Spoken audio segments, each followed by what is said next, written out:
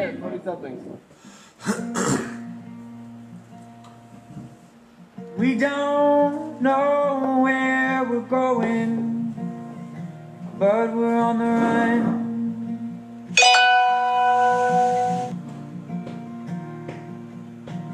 We don't know where the road ends, but we're having fun. What's up, Jeremy?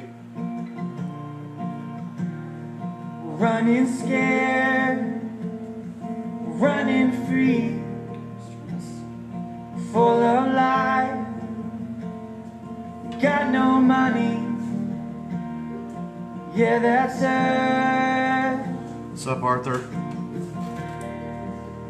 20-something.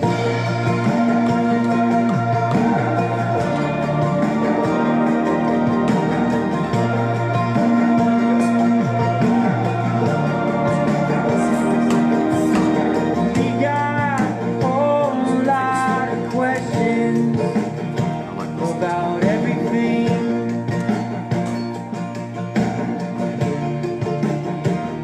Hey, Dad. Where in the world are we going? It's all I dream. Yeah, if anybody's commenting and we don't see anything so far, so we're gonna keep track of Running that. scared, running free, full of life. Got no money. Huh? Nice going. Yeah, that's us. What's up, Leland? 20-something.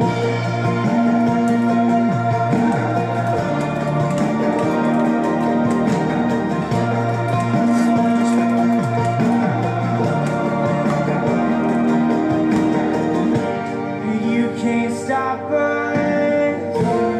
You can't bring us down.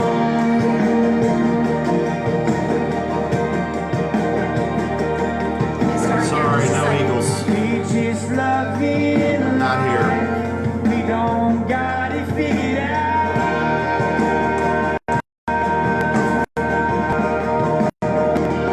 Running scared, That's what you're gonna get running for free, full of life. We got no money. What's up, Mike? Yeah, that's us. 20-something.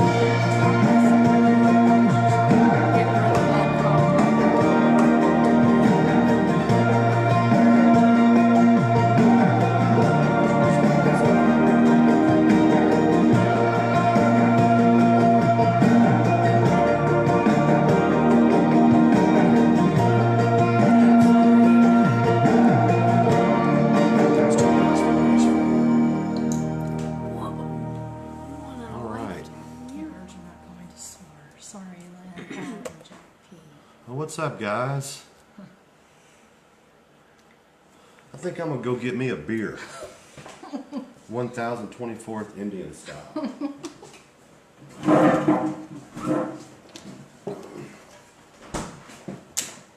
It's my favorite beer. I drink it all the time. Really? No, Oh, never. crap, it's not a twist off. Hang on a second.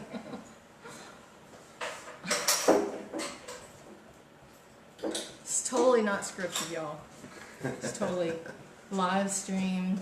All right, I got my beer. Drink it all the time. Drink it all My the time. favorite. Oh. I don't have What one about- for Yvonne, I'm sorry. You're supposed to clang the bottles. Oh. Well, I only had one. I'm We only have being one. selfish. I don't want to go down into what that could mean. Oh yeah, we have a special guest today that's going to sit in on our broadcast. Yeah. We're real excited about this guy. He just came in the mail a couple days ago. Here we go. This is Trumpy Bear. Trumpy Bear. Trumpy Bear with his American flag cape, That was his eye. pretty blue eyes. Let's hope he just stays patient and keeps quiet for us while we do this tonight. Hello, Johanna. Long time. Okay, so I guess we'll let Yvonne start. All Yvonne right. usually explains why we do this once a month on the Ides of every month. We started back in March last year. This is episode 11, and we are making the Ides great again. The Ides used to be a time of great celebration up until the Shakespearean play, which made it a tragedy from here, forevermore. And Beware the Ides. yeah, which, It was an omen. the March of Ides will be the Ides of March will be just a couple months from now. But that's when we first started. It was last March, and we wanted to do just like Trump is making America great again. We're making the Ides great again, and we talk about all the great things that the mainstream media doesn't want to talk about. And then we talk about some synchronous dates in history and that coincide with what's going on now, that, history doesn't repeat, but it often rhymes. And just, I guess we'll start with a couple of birthdays today. yeah. So we have two big birthdays today. We have Nate Silver, was Yeah. born today in 1978. Yeah. Good old Nate is turning his prognostication superpowers into the 2020 cycle coming up. And, he told us we wouldn't have President Trump, and now he's telling us that Tulsi Gabbard is basically a non-starter and not much of the story for 2020. So, Yeah, he said that he would be doing his audience no favors by giving her any coverage or more more coverage than coverage Elizabeth say Warren. Elizabeth Warren.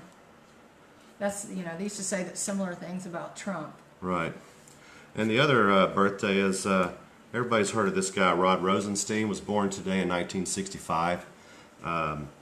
This guy, I hope you know who Rod Rosenstein is. He is the man of the FISA warrant. When you get a FISA warrant, you have to have an experienced Justice Department man that goes in there. He puts his name on that, and it is serious. I think we all know so about Rod serious. Rosenstein. It's so serious. And so we get into just some good news before we get into our synchronous dates that we have happening. I'm going to turn this just a little bit. All right. But the main good news continues to be that the 2016 election has exposed so much. It's not just about Trump, it's what our government has been doing, how they've been operating for decades, going back many administrations, and it doesn't matter, Republican, Democrat, there's a lot of corruption in the Justice Department, the FBI, the IRS, the Department of State. Yep. It's rampant, but that good news is that there's a lot of things we never would have known have been happening. Things, the way the government's been operating and how they're just corrupt everywhere. It's also exposed so much about so-called conservatives, the neocons or the conservative bros. These people were never legit in the first place, and so-called rhinos and things like that. So the GOP. They're about as corrupt as anybody else. And then a couple of quick points on good news is the unemployment numbers continue to beat expectations. Expectations are always really low, and the last report just came in gangbusters. I'm just trying to figure out why it says chat unavailable. And is that why we're not seeing it? You can go ahead. But that's a big one. And in the stock market, the market was supposedly crashing leading up to Christmas, and Trump was causing chaos. And now, the market's up again, and it's not much of a story right now. It's not even used as a reason for what chaos is happening. You might find it on there. Hold on. The 3 dots. Hold on. I'm just trying to figure out why my chat's unavailable. Okay. Hold on. All right, I think it's fixed. Anyway, Oh, okay, sorry. cool. But now we're gonna. You already told them about the. We've done about the unexpected. It's always unexpected to good numbers. Yeah, And then, I just wanted to talk about in Obama's term, whenever you had the jobs reports, the jobs reports come out, and there'd be this massive loss of jobs, and it was always unexpected every single time. And now, when the jobs are good under Trump, it's always unexpected. Okay. And I mentioned the stock market too. How it's not a story right now because it's back up again. Right. So we've got some dates in history that we're going to run through real quick. One is and this kind of couple of these here correlate into the big story about Trump trying to get us out of Syria, and that's caused a big fight. And it's kind of it's kind of weird that we've got a lot of people on the left are going, we can't leave Syria, when that was typically the party that was against unending wars and getting involved in the Middle East the way we have been the past couple of decades. Why are we there? And so you go back to 1842, the British were meddling in the Afghanistan internal affairs, and they lost a 16,000-man army on a retreat from Kabul.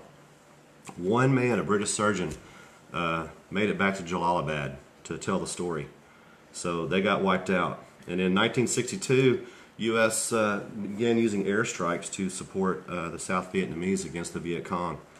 And boy, we were there a long time and lost a lot of precious blood over there. And the thing about both of those, Afghanistan and Vietnam, theaters of war that we never should have been in. Yeah. Why were we there? Just like Syria. Why are we there? We were talking about Vietnam earlier, and Vietnam was first a colony of, they were part of Indochina with Laos and Vietnam and other areas. I can't remember if Cambodia was a part of that as well, but, it was a French colony going into World War II. It was occupied by the Japanese, and after World War II, France, of course, was wanting to keep their colonies in Asia, and there was a big fight. There was a big fight against the French before the Americans ever got there, and in the 50s. So then here come the Americans under John F. Kennedy sending advisors over. We got Green Berets over there, these guys wearing berets, and I can just imagine the Vietnamese on the ground over there going, what the heck? It's just the French all over again. So it was not a good start in the very beginning with just a couple hundred advisors. So it's just more meddling in affairs. We needed to listen to George Washington back in 1792 when he left office and said don't get into foreign entanglements. He also talked about not having parties, but that's another story. So we got a couple other small dates. In 1968 today, Johnny Cash performed in Folsom Prison. It's kind of cool. 1630, the Plymouth Colony got their letter of patent. They got started back in 1630 on this day. Here's another, probably would have been was a rash plan. A lot of people like Churchill, and I do too, but in 1915 he produced his plans for the invasion of the Dardanelles. This was during World War I. They wanted to control the access from the Mediterranean into the Black Sea, and they were fighting against the Turkish Empire. And that ended up being a disaster at Gallipoli. Y'all can look that up. That was the Australians, New Zealanders, and the Brits kind of got their nose bloody big time there. The 1920 on this day, the New York Times mocked Robert Goddard about sending rockets into space. Now we liked this. We picked this one out because the New York Times they did a retraction on this story, but it only took them 49 years. So in 1969, after the moon landings, they did a lighthearted retraction on that story. But it seems that these days their retractions come a lot quicker and more. And it's not just the New York Times; it's all of mainstream media. Just before we came on, we saw on Twitter Jack Sovic was tweeting about Washington Examiner. I saw a tweet of his where it showed them tweeting. They tweeted conservative Tulsi Gabbard plans on challenging Trump in 2020. Yeah, we just saw that. And then, so that was 2 hours ago, and then just a little while ago, they tweeted a, capital letters correction. The original tweet incorrectly states Representative Tulsi Gabbard is a conservative. Gabbard is a member of the Democrat Party. We regret the error. But I guess we should be glad it didn't take 50 or however many years. Well, so they're more often now. Their retractions are coming fast and furious. Well, because the main thing is that they're busted a lot quicker nowadays with social media. Yeah. I'm sure somebody hit him real quick and said, "What? Conservative?" Tulsi Gabbard, conservative. There's nothing conservative. I like Tulsi's foreign policy, but there's nothing conservative about her. She is a real threat.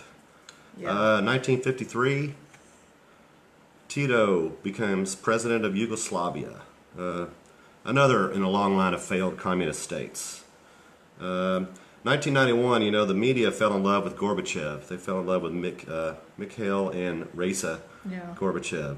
1991, he sent some crack troops and some tanks into Vilnius, Lithuania. All they were for the crime of trying to be a free republic once again because they were under the iron fist of the Soviet Union. You know, it's funny for the mainstream media to be, you know, so much in love with them, for, you know, for what they did there. I mean, how many lives? I mean, It was I know 14 it people wasn't killed in an huge, attack but- on a radio station, and but it's not just that. It's, I mean, they did it to Poland, all those Eastern European nations, and the three Baltic republics. Right. They Gorbachev was not a good man. He is not a good man, and he was not trying to bring peace to the world. He was trying to save the Soviet Union. Right. So that's just, you know, more media crap. Yep. So we end our dates with, this is the year anniversary, and a couple things happened on this day last year.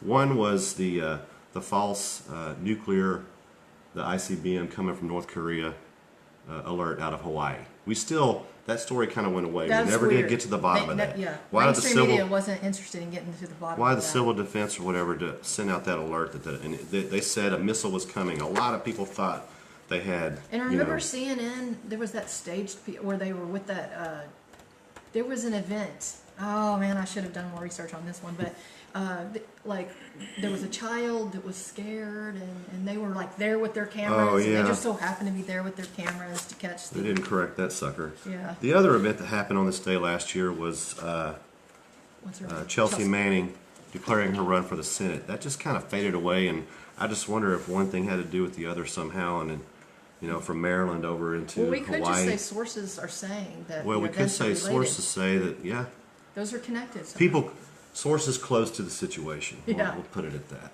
Yeah. So we've got a couple of good things that go into the synchronicity of history. History doesn't repeat, but it rhymes a lot. That comes from Samuel Clemens. We're not sure he actually said that, but it sure is something that he would have said Yeah. if he had thought of it. And it makes sense. So you want to do the Yeah, soybean the car? soybean car. This thing is interesting. The soybean car. It's a real car. Henry Ford, 1941, wasn't it? Yeah. 1941 today on January 13th, 1941 it was introduced to the public.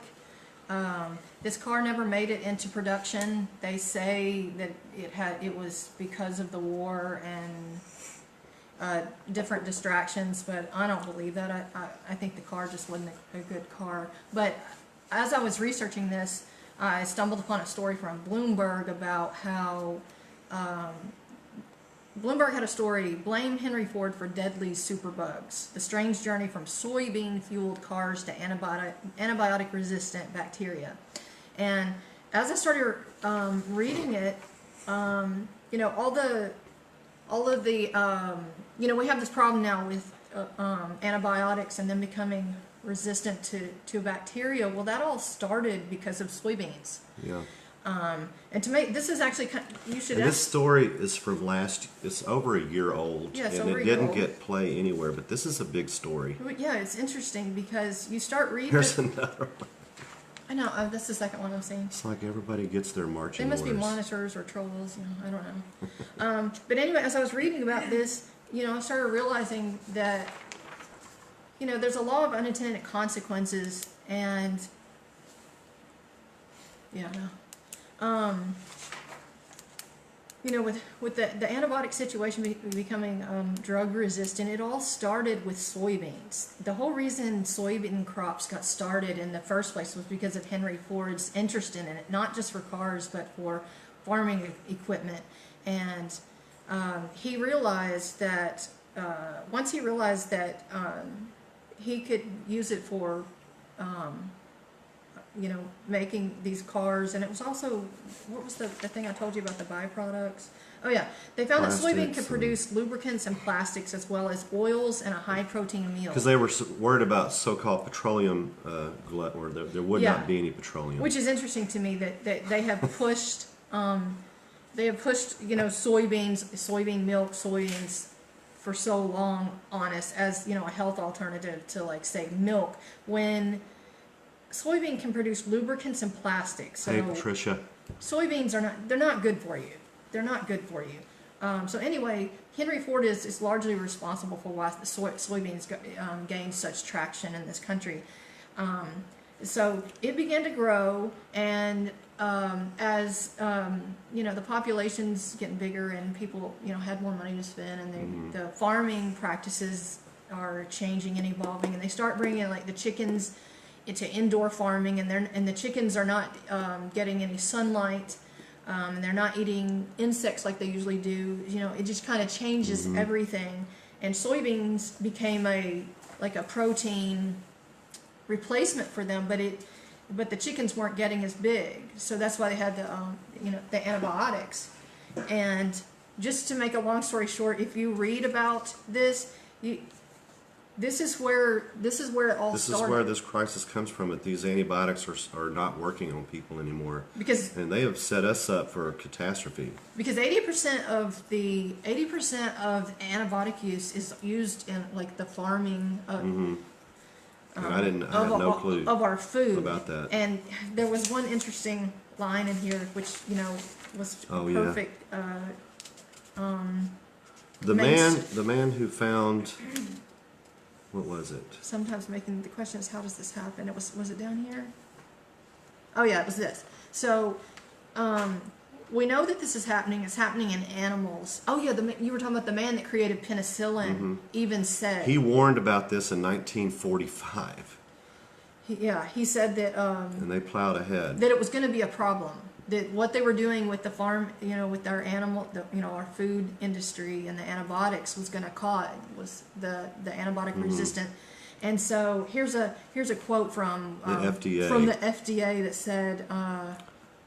At the same time, it rejects the central tenet of McKenna's book, saying the transfer of resistance from animals to humans does not. Now listen to this sentence, because it doesn't. It's like word salad, like Scott Adams would say. Does not happen in measurable amounts, if at all. So, do you have to say one? You don't have to say the other. I don't. That sentence. It's like a typical bureaucrat trying to allay our fears. But it was just interesting reading about this. The soybean car. I had tried to get a Photoshop picture of Jim Acosta driving the soybean car because it's perfect. The soybean car. Who could have known that Henry Ford was thinking about future NPCs and Jim Acosta, because that's just the perfect. And it's perfect too that it never made it to production. I think that it wasn't a good product, but anyway. So now we've got Jacques, which is good. Jacques or the Tsar? Are we ending with the Tsar plebiscite? Yeah, we'll end with the Tsar plebiscite. I think that'll be a longer one anyway. Okay.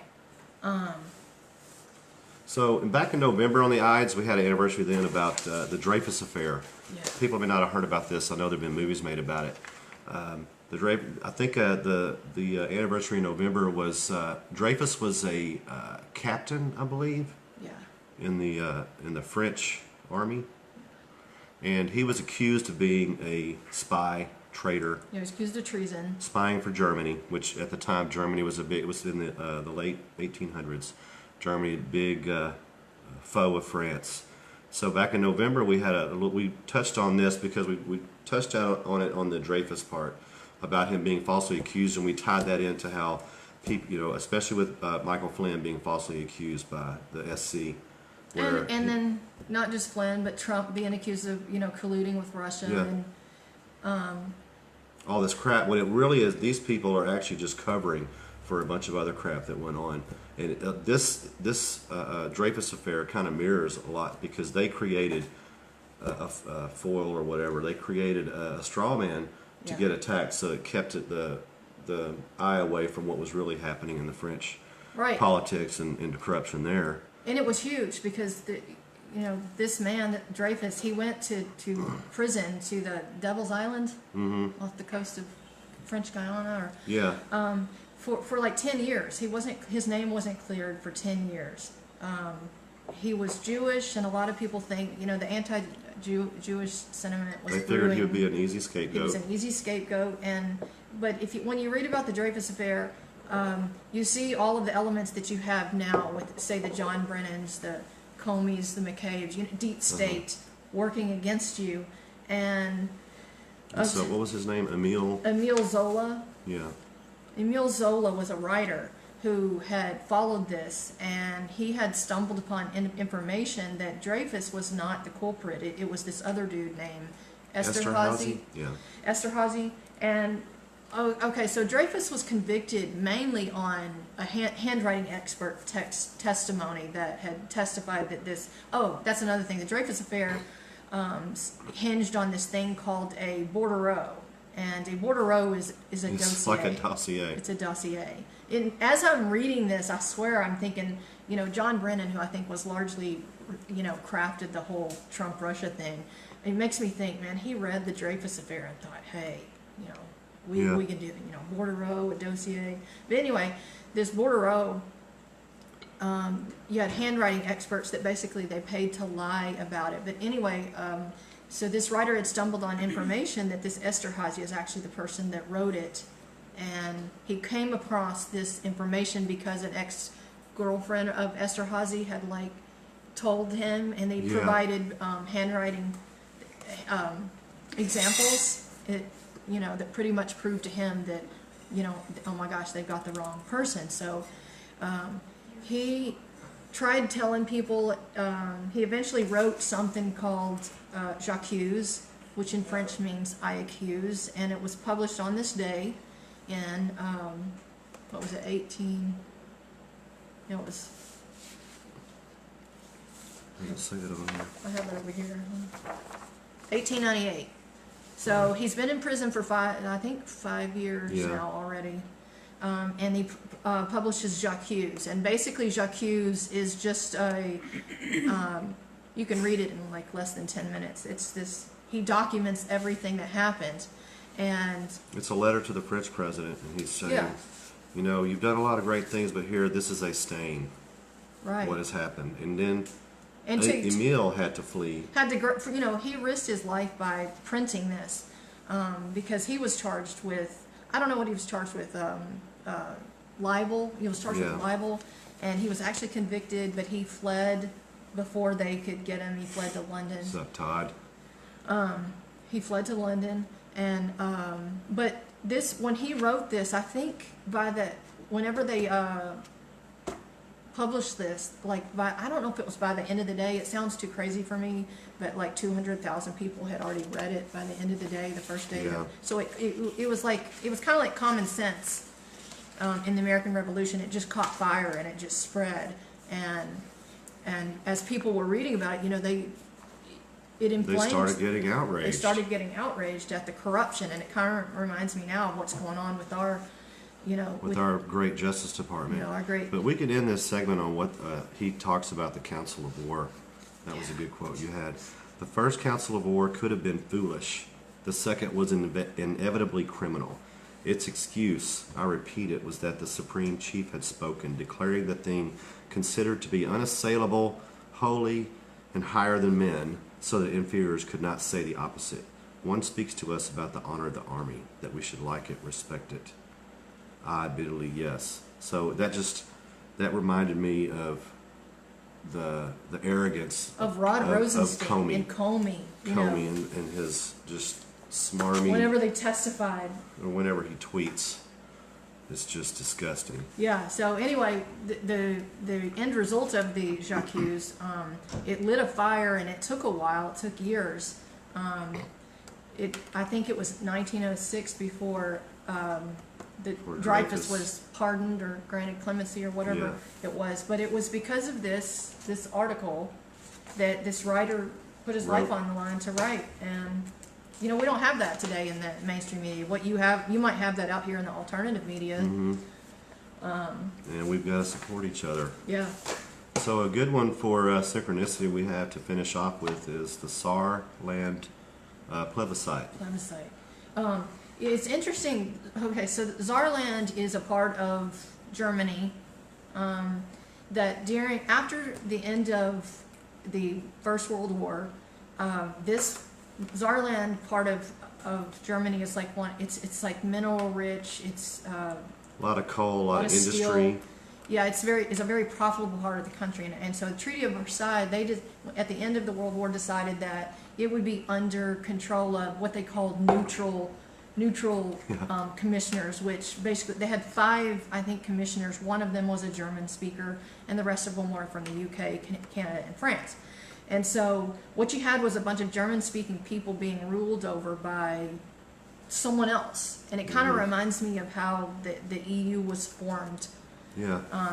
I don't know if a lot of you remember that the EU, when it first came along, that they went to each member state had to vote to be a member of it. And I think in Scotland, they made them vote twice because the first time they didn't get the vote that they wanted. It's kind of like the Brexit now. Yeah, they're trying to make them vote again because they don't like that they voted to leave. Yeah, but they did this with the Saarland, and because so what they did is they put that under the rule of basically France, and then at the end of that they had a plebiscite, which is a 15 years. referendum, a vote, and everyone was shocked when 90% of the population voted to join Germany. And keep in mind, this was in 1935, so Hitler hadn't yet done. Hitler's been in power 2 years. Yeah, he hadn't done all the horrible things yet. So a lot of people, and I believe this, that the people of Saarland were voting. They didn't know how bad Hitler was, but they knew they didn't want to be ruled. People had a clue, but some people had a clue. But I know some people had fled to Saarland and were trying to keep it under French control at the time. But the population, they were German. They wanted to be back in Germany. And they were. It reminds me of the Brexit vote or the Trump vote, where everybody was just caught off guard. And, you know, you have the people that are in one direction and their elites ruling over there in another one. So anyway, 90% voted for German reunification, and of course Hitler viewed this and used this as a propaganda tool to say, oh, that you know, these people are for us, and it was just another tool in his toolbox to continue his agenda. But it was interesting to me, the whole Tsar plebiscite thing. It just reminds me of what's going on with Brexit and the yellow vest, and you know, and how people are out of touch. You know, media and government, they're out of touch with their people across the world, and they're, you know, so people are getting at their wits' end. They're you know, in France it's obvious, and people don't see it reported a lot. And then it spread into the UK and Hungary. You know, and what's going to happen tomorrow when the yellow vests, if their requests on the I guess what you call it, a bank run or whatever that they're trying to make happen. There's some things going down this week. Yeah. And then, you know, with this Saarland plebiscite, a year later is when Hitler went into the Rhineland. Rhineland was a demilitarized zone, supposed to be kind of like a buffer between Germany and France after World War I. And I remember reading somewhere decades ago that Hitler was prepared to run out of there with his tail between his legs if the French and the British had stood up to that action. Because that was, his army was nowhere near ready to do what he wanted to do. And he just marched in and made it look grand and strong, and they didn't do anything about it. And they said, well, those are Germans, what are we to do? What are we to say? So they didn't stand up to him, so it just emboldened him. And then you get Austria and Sudetenland, and then you get poor Poland, you know, which for the, like, you know, fourth, fifth, sixth time. But even after World War II, they did the same thing again. Like, they took over, France did. And then, you know what they did? I think in like 1947, they made like a 50-year pact where they would be in control of the Sugarland coal mines of Saarland. And 2 years later, they had another referendum, and they said, they got rid of that. So, you know, once again, the people rose up and said, no, you're not gonna control the most. But it took until, I think it was like 1954 or 57 that it actually became a part of West Germany again. Yeah, and then that's where it's been ever since.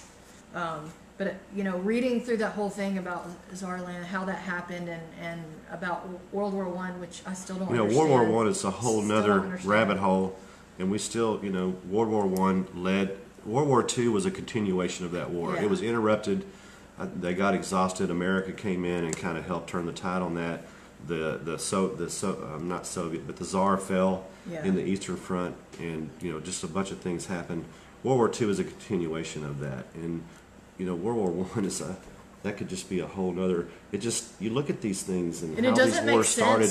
The Archduke. So World War I supposedly started because the Archduke Ferdinand was assassinated. But that doesn't make sense because he was not like this well-known character. Yeah. And also something interesting about the Archduke was that he was a peacemaker. He didn't want war. So interesting that they took that guy out. And just look at the Saarland stuff and the Versailles Treaty. and they assigned blame to Germany, which, you know, a bunch of nations were involved in this war. And Germany wasn't even the first to fire shots, I don't believe. I don't think they were the first to mobilize. They didn't start the war.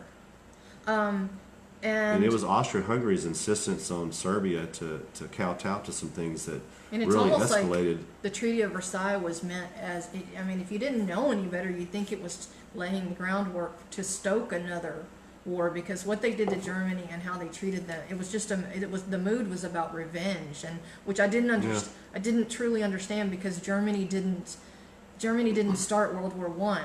And I understand that they were mad about Alsace-Lorraine. Alsace-Lorraine. I know they were mad about that, but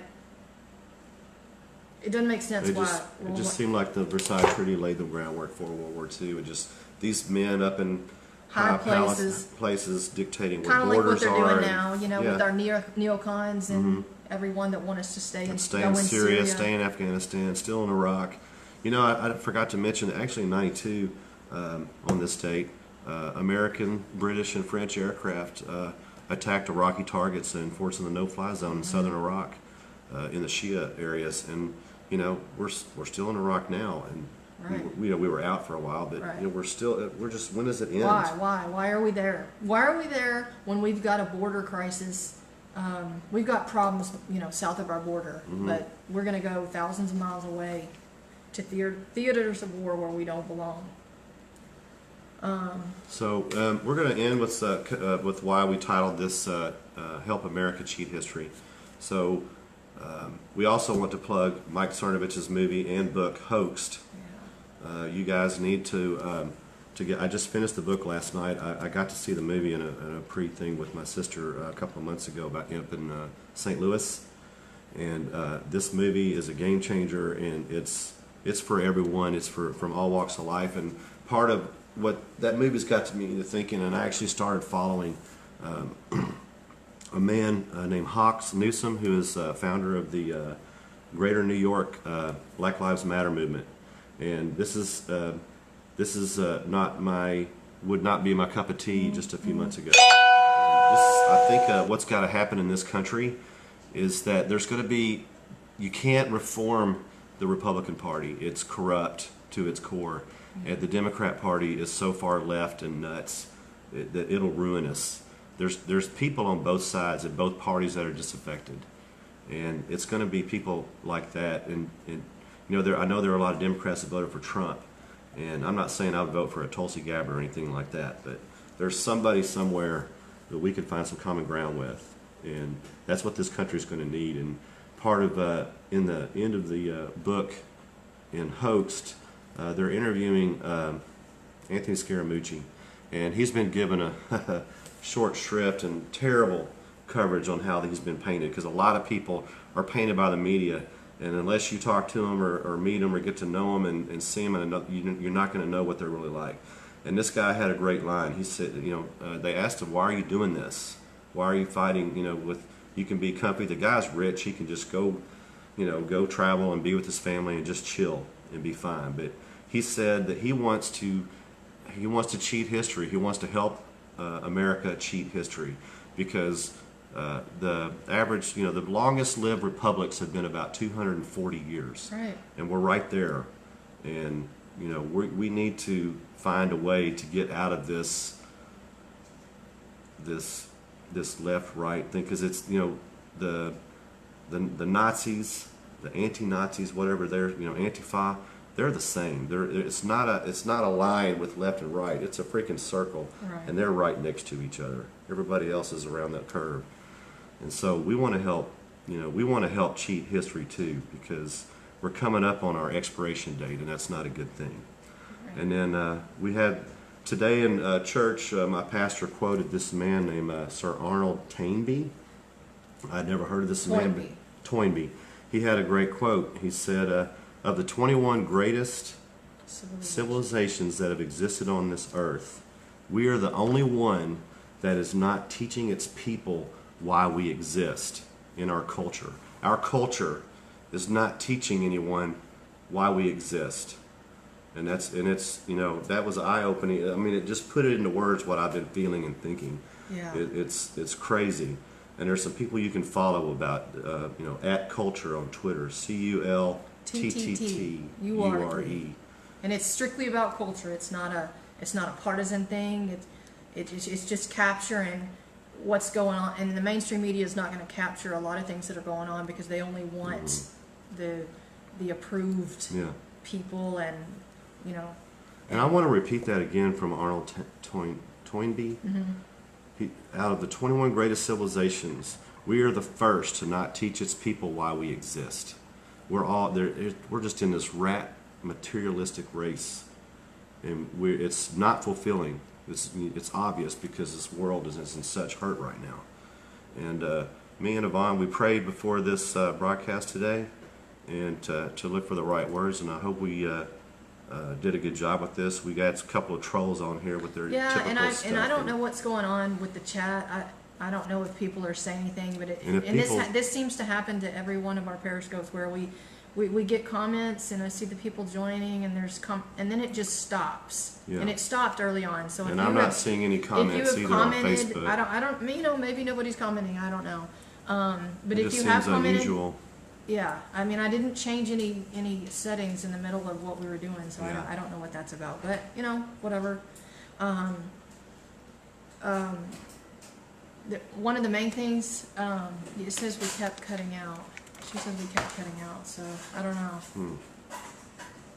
Anyway, one of the main things we want you to remember, and we always tell people at the end of our periscopes, is not to get caught up in the whole breaking news cycle, because right now, we kind of still are dominated by the mainstream media who, That's true. That's true. That's true. They did that for a reason. It was smart, wasn't it? Well, and it's not taking the Bible and prayer out of everything. They're just, when you say it's not a grand conspiracy. It's just a lot of evil people that think the same way. Evil thinks the same way. And So but they're destroying the family. It is a concerted effort, because I told you about that WikiLeaks email, the one that stuck out most to me.